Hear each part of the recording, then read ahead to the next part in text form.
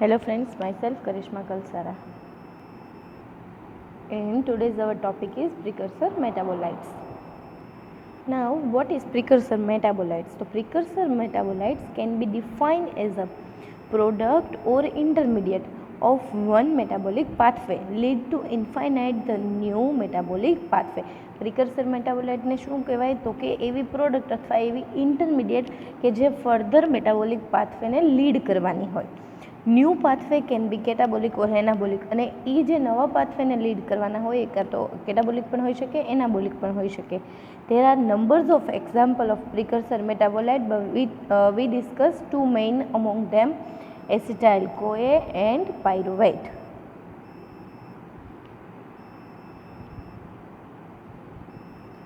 First છે acetyl-CoA. Acetyl-coenzyme A is the one of important intermediate which is involved in the synthesis of many compounds like fatty acids, amino acid, etc.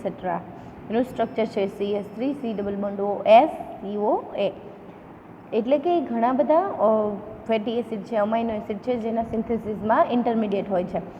Synthesis of એસિટાઇલ-CoA એનું synthesis કઈ રીતે થઈ શકે? તો કે 3 વેમાં, through glycolysis, through amino acid breakdown, and third one છે through fatty acid beta oxidation. એટલે કે ગ્લાયકોલાઇસિસથી પણ થઈ શકે એનું સિન્થેસિસ, અમાઇનો એસિડ બ્રેકડાઉનથી પણ થઈ શકે અને ફેટી એસિડ ઓક્સિડેશનથી પણ થઈ શકે. ફર્સ્ટ છે થ્રુ ગ્લાયકોલાઇસિસ, કે ગ્લાયકોલાઇસિસ થ્રુ કેવી રીતે એસિટાઇલ-CoA મળે છે. We all know that glycolysis is the central metabolic pathway through which pyruvate is generate. એટલે કે સેન્ટ્રલ મેટાબોલિક પાથવે છે કે જેનાથી પાયરુવેટ છે એ જનરેટ થવાનું હોય. Thus, generated pyruvate is converted into acetyl-CoA by pyruvate dehydrogenase. એટલે કે ગ્લુકોઝમાંથી 10 સ્ટેપ થ્રુ બન્યું, એટલે કે ગ્લાયકોલિસિસ પ્રોસેસ થઈ, ગ્લુકોઝનું કન્વર્ઝેશન થઈ ગયું પાયરુવેટમાં. હવે આ પાયરુવેટમાંથી એસિટાઇલ-CoA કઈ રીતે બનશે? તો કે પાયરુવેટ ડિહાઇડ્રોજિનેઝ એન્ઝાઇમનું કોમ્પ્લેક્સ કે જે NAD પ્લસનું કન્વર્ઝન કરી દેશે NADH2માં અને CO2 ને રિલીઝ કરે છે અને કન્વર્ટ થાય છે એસિટાઇલ-CoAમાં, જે શું છે તો કે પ્રિકર્સર મેટાબોલાઇટ છે. આ એસિટાઇલ-CoA છે એ ફર્ધર બીજી એનાબોલિક કે કેટાબોલિક પ્રોસેસ સ્ટાર્ટ કરી શકે છે. સેકન્ડ છે થ્રુ અમાઇનો એસિડ ડિગ્રેડેશન, કે અમાઇનો એસિડના ડિગ્રેડેશનથી કઈ રીતે થાય? તો કે protein degradation lead to release of amino acid. પ્રોટીનનું ડિગ્રેડેશન થાય એટલે અમાઇનો એસિડ ફ્રી થવાના છે, બિકોઝ પ્રોટીનનું સ્ટ્રક્ચર અમાઇનો એસિડનું બનેલું છે. 7 different amino acid lead to synthesis of acetyl-CoA by their breakdown. એટલે કે ફિનાઇલ એલેનાઇન, લાઇસિન, ટાયરોસિન, ટ્રિપ્ટોફાન, લ્યુસીન, આઇસોલ્યુસીન, થ્રીઓનાઇન, આ બધા એવા બધા અમાઇનો એસિડ છે કે જેના બ્રેકડાઉનથી આપણને એસિટાઇલ-CoA મળી શકે છે. લ્યુસીનનું એક્ઝામ્પલ છે કે લ્યુસીન 6 સ્ટેપથી કન્વર્ટ થઈને બને છે એસિટાઇલ-CoA, કે ફર્ધર એના લ્યુસીનના જે CH3 કાર્બન છે એ રિમૂવ થતા જાય છે એઝ અ CO2 ફોર્મમાં, જેનાથી ફર્ધર મળે છે આપણને એસિટાઇલ-CoA. થર્ડ છે through beta oxidation of fatty acid, કે ફેટી એસિડનું ઓક્સિડેશન થઈને કેવી રીતે મળે છે?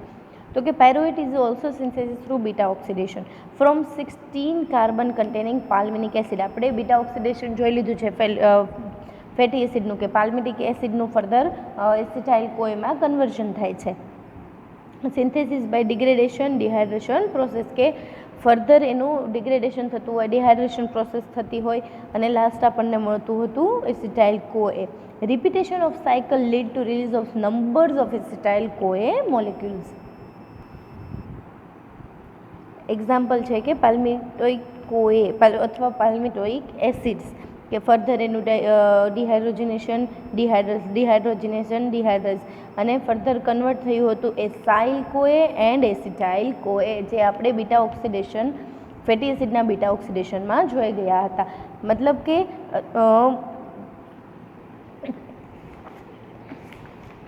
એસિટાઇલ-CoA સિન્થેસાઇઝના 3 વેઝ જોયા. First glycolysis, second amino acid breakdown, and third fatty acid breakdown of fatty acid of beta oxidation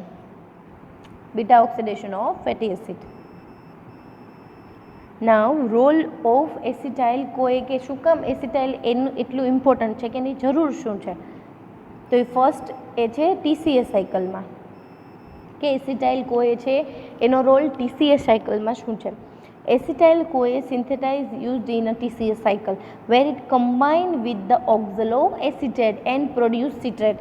એટલે આપણે ખબર છે કે TCS સાયકલમાં એસિટાઇલ કોએ છે એ ઓક્ઝેલોએસિટેટ સાથે બાઇન્ડ થશે અને આપણને સિટ્રેટ પ્રોડ્યુસ કરશે. Several intermediate of TCS cycle such as the alpha ketoglutarate, oxaloacetate are responsible for the synthesis of amino acid and nucleotides. એટલે કે TCS સાયકલના જે ઇન્ટરમિડિયેટ્સ છે કે ઓક્ઝેલોએસિટેટ છે, આલ્ફા કિટોગ્લુટરેટ છે, જે શું કરે છે તો કે અમાઇનો એસિડ સિન્થેસિસના રિસ્પોન્સિબલ છે અને ન્યુક્લિયોટાઇડ સિન્થેસિસ પણ કરે છે. આજે TCS સાયકલ કે શું થાય છે તો કે સિટ્રેટ સિન્થેટિસ છે કન્વર્ટ થયું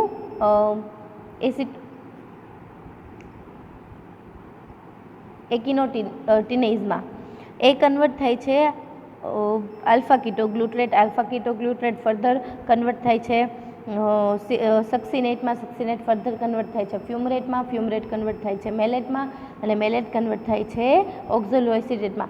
આ ઓક્ઝેલોએસિટેટ સાથે કોણ બાઇન્ડ થાય તો કે એસિટાઇલ કોએ બાઇન્ડ થાય છે અને આપણને ફર્ધર સિટ્રેટ મળે છે. આવી રીતે પ્રોસેસ ચાલ્યા કરે છે જે આપણે TCS સાયકલ પહેલાં જોઈ ગયેલા હતા. સેકન્ડ છે ઇન ગ્લાયકોઝાઇલેટ સાયકલમાં કે ઇન ગ્લાયકોઝાઇલેટ સાયકલની અંદર એસિટાઇલ કોએ કઈ રીતે વર્ક કરશે તો કે glyoxylate cycle is carried out in a organism which having a acetate as the source of carbon. એટલે કે ગ્લાયકોઝાઇલેટ સાયકલ કયા ઓર્ગેનિઝમ્સ કેરી કરશે તો કે જેની પાસે એસિટેટ હશે as a source of carbon. It is bypass of TCS cycle which isocitrate split into two molecule isocitrate or lysis. એટલે કે શું થાય છે તો કે આઇસોસિટ્રેટ છે એના બે પાર્ટ પડી જાય છે. Thus form glycosylate except one acetyl CoA and converted into malate. એટલે કે ગ્લાયકોઝાઇલેટ છે એ એસિટાઇલ કોએ સાથે બાઇન્ડ થઈને શું બનાવશે mallet again continue the TCS cycle. Succinate also continue a TCS cycle. Thus, overlay of two molecule of acetyl CoA are used during glycosylate cycle. એટલે કે two molecule use થશે ડિફરન્ટ મોલેક્યુલ સાથે bind થવા માટે. ગ્લાયકોઝાઇલેટ સાયકલમાં શું થાય છે તો કે ગ્લુકોઝનું કન્વર્ઝેશન ઓક્ઝાલોએસિટેટ પછી સિટ્રેટ મળતું હતું, આઇસોસિટ્રેટ મળતું હતું. અહીંયા સુધી શું છે તો કે TCS સાયકલ જ છે. હવે આઇસોસિટ્રેટ છે એનું કન્વર્ઝન થાય છે ગ્લાયકોઝાઇલેટ પ્લસ સક્સિનેટ. હવે આ બંને સાથે એસિટાઇલ કોએ બાઇન્ડ થઈ શકે છે.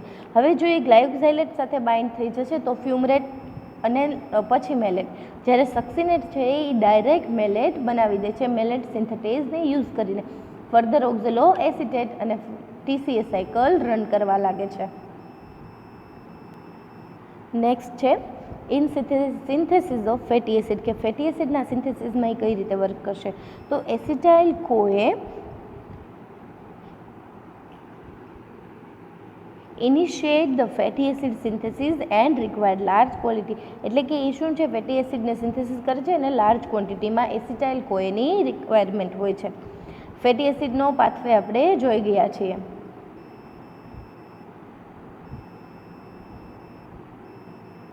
કે ફર્સ્ટ છે એસિટાઇલ કોએ જેનું કન્વર્ઝન થયું આલ્ફા બીટા ઇનોઇલ કોએ, દેન આલ્ફા બીટા ઇનોઇલ કોએનું કન્વર્ઝન થયું 3-હાઇડ્રોક્સિલાઇલ કોએ, 3-હાઇડ્રોક્સાઇલ કોએનું કન્વર્ઝન થયું બીટા કીટો એસિટાઇલ કોએ. એસાઇલ કોએમાંથી બન્યું alpha beta એનોઇલ કોએ, alpha beta એનોઇલ કોએમાંથી conversion થયું 3-હાઇડ્રોક્સાઇલ કોએ, 3-હાઇડ્રોક્સાઇલ કોએનું કન્વર્ઝેશન થયું આલ્ફા કીટો એસિટાઇલ કોએ. આ આલ્ફા કીટો એસિટાઇલ કોએ છે એ લાસ્ટ કન્વર્ટ થયું એસિટાઇલ કોએમાં. આ હતી સાયકલ કે જે આપણે પહેલાં ભણી ગયા હતા.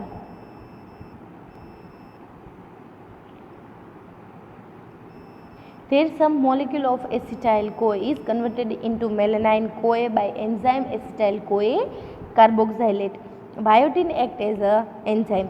Then CoA is replaced by ACP, acyl carrier protein, and the both converted to form acetoacyl ACP. Through the reduction and dehydrogenation process, finally the 16 carbon containing palminic acid synthesized, and after synthesis acetyl-CoA ACP receptions cycle take place in the 16 carbon number. First molecule આપણે જોયો acetyl કોએ. હવે second molecule છે pyruvate.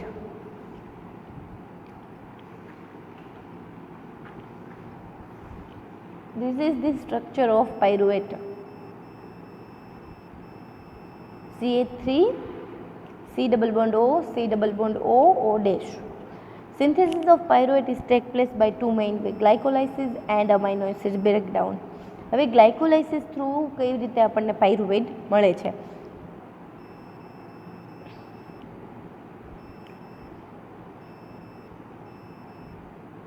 તો first ગ્લુકોઝમાંથી conversion થાય છે glucose 6 phosphate.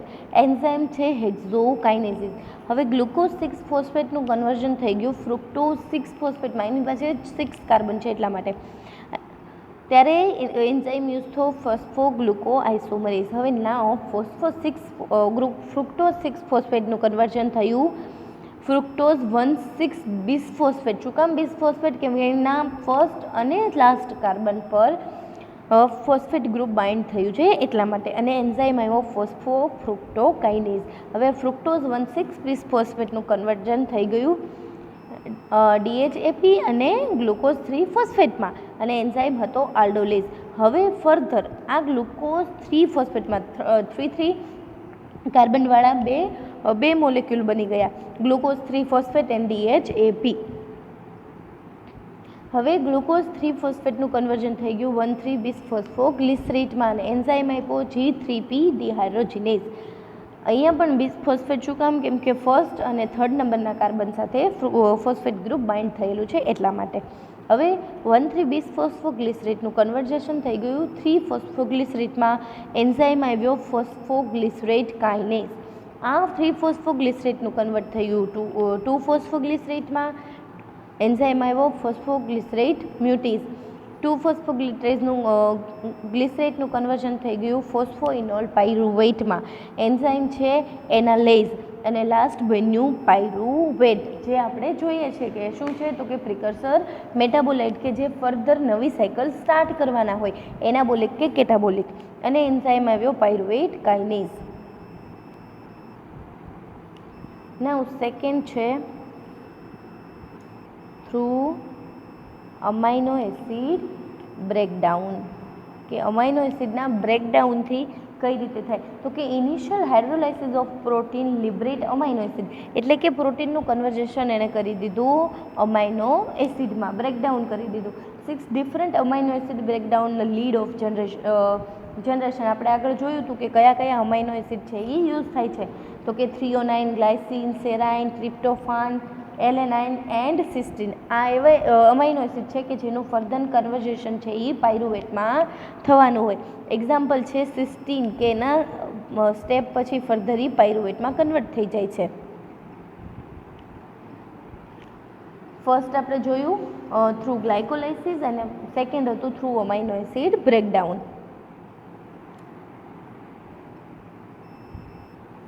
Role of pyruvate in મેટાબોલિઝમમાં, તો પાયરુવેટનો રોલ આપણને ખબર છે કે TCA સાયકલમાં આપણે TCA સાયકલ હમણાં જ જોઈ કે TCA સાયકલમાં એ કઈ રીતે વર્ક કરે છે, ગ્લાયોક્સાઇલેટ સાયકલમાં કઈ રીતે વર્ક કરે છે, અને ફેટી એસિડમાં. એટલે કે લાસ્ટ આપણને પાયરુવેટ મળતું હોય છે કે જે ફર્ધર આપણને એસિટાઇલ કોએ જ પ્રોવાઈડ કરતું હોય છે ત્રણેય સાયકલમાં. Gluconeogenesis, the pyruvate which is produce from the background of amino acid, એટલે કે અમાઇનો એસિડના કન્વર્ઝનથી આપણને પાયરુવેટ મળ્યું છે એના બ્રેકડાઉનથી, to lead the synthesis of glucose, કે પાયરુવેટમાંથી ફર્ધર આપણને ગ્લુકોઝ મળવાનો છે. This process called gluconeogenesis. Here the pyruvate initiate gluconeogenesis is the must of non carbohydrate source, એટલે કે પાયરુવેટ છે કેવો છે? નોન કાર્બોહાઈડ્રેટ સોર્સ છે. The synthesis glucose can be further converted into glycogen cellulose of necessary, એટલે કે further કાં તો ગ્લાયકોજનમાં કન્વર્ટ થશે અથવા તો સેલ્યુલોઝમાં એની સેલની નેસેસરી પ્રમાણે. આ હતું ગ્લાયકોલાઇસિસ. હવે ફર્મેન્ટેશનમાં એ કઈ રીતે વર્ક કરે છે તો કે it is a feeder pathway of glycolysis in which pyruvate is either converted into lactic acid or ethanol. એટલે કે ફર્મેન્ટેશન જ્યારે થતું હોય છે ત્યારે પાયરુવેટ છે કાં તો લેક્ટિક એસિડ બનશે અને કાં તો ઇથેનોલ બનશે. If the organism having lactate dehydrogenase then converted into pyruvate to lactate by oxidation. એટલે કે જો ઓર્ગેનિઝમ્સ પાસે લેક્ટેટ ડિહાઇડ્રોજિનેઝ એન્ઝાઇમ હશે તો એ પાયરુવેટનું કન્વર્ટેડ કરી દેશે લેક્ટેટમાં ઓક્સિડેશન કરીને. But the organism having a pyruvate dicarboxylase then first pyruvate is carried into the converted into acetaldehyde which then converted into ethanol by enzyme alcohol dehydrogenase. આપણે આજે બે પ્રિકર્સર metabolites કોને કહેવાય તો કે પ્રિકર્સર મેટાબોલાઇટ્સ એવા મોલેક્યુલ્સ છે કે જે એવા ઇન્ટરમીડિયેટ્સ છે કે એવી પ્રોડક્ટ છે જે મેટાબોલિક પાથવેથી આપણને મળવાની હોય જે ફર્ધર નવો મેટાબોલિક પાથવે એમાં કેટાબોલિક પણ હોઈ શકે અને એનાબોલિક પણ હોઈ શકે એવો પાથવે કેરી આઉટ કરવાના હોય. એમાં આપણે બે ટાઈપ જોયા, બે પ્રિકર્સર મેટાબોલાઇટ જોયા mainly, acetyl CoA and pyruvate. તો ફર્સ્ટ જોયું આપણે એસિટાઇલ કોએ. એસિટાઇલ કોએનું સિન્થેસિસ કઈ રીતે થાય તો કે through glycolysis, through amino acid breakdown of amino acid, અને થર્ડ હતું ફેટી એસિડ બીટા ઓક્સિડેશન. પછી આપણે એનો રોલ જોયો કે ટીસીએ સાયકલની અંદર, ગ્લાયકોઝાઇલેટ સાયકલની અંદર કે બીટા ઓક્સિડેશનમાં એનો રોલ શું છે.